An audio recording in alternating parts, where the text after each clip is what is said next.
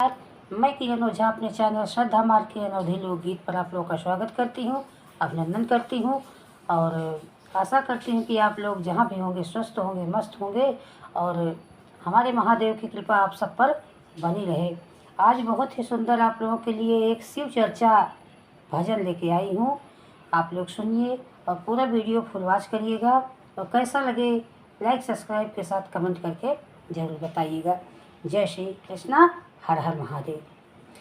शिव गुरु के लिहा नमवा हो, बिगड़ल बनी जाई कमवा। शिव गुरु के लिहा नमवा हो, बिगड़ल बनी जाई कमवा। बनी जाई कमवा, बिगड़ल बनी जाई कमवा। बनी जाई कमवा, बिगड़ल बनी जाई कमवा। शिव गुरु के लिहा नमवा हो, बिगड़ल बनी जाई कमवा। जहिया से लिहली शिव गुरु जी के नमवा, बिगड़ल बनी गईल सबे हमार कमवा। जहिया से लिहनी शिव गुरु जी के नमवा, बिगड़ल बनी गईल सबे हमर कमवा। तू करा गुरु के नमनवा हो, बिगड़ल बनी जाई कमवा। तू करा गुरु के नमनवा हो, बिगड़ल बनी जाई कमवा। शिव गुरु के लिहा नमवा हो, बिगड़ल बनी जाई कमवा। शिव गुरु के लिहा नमवा हो, बिगड़ल बनी जाई कमवा। शिव गुरु के लिहा नमवा हो, बिगड़ल बनी जाई कमवा। जहिया से हम शिव चर्चा करवनी, शिव जी की दया से सब सुख पवनी। जहिया से हम शिव चर्चा करवनी, शिव गुरु के दया से सब सुख पवनी। बसल इनके मनवा में शिष्या हो, शिव गुरु जी के नमवा।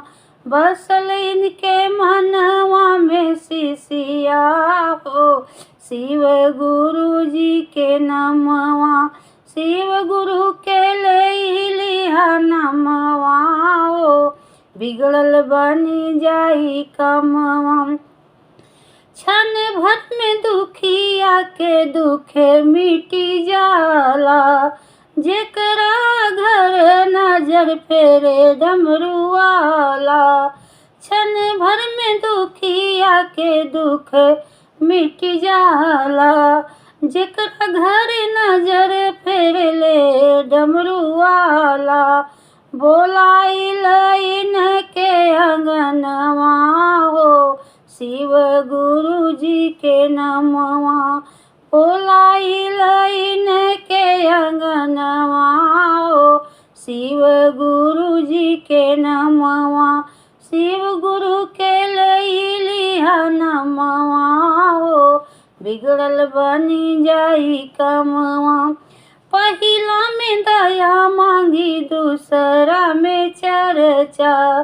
चर्चा करावे में नइखे कोनो खर्चा। पहिले में दया मांगी, दूसरे में चर्चा। चर्चा करावे में नहीं कोनो खर्चा।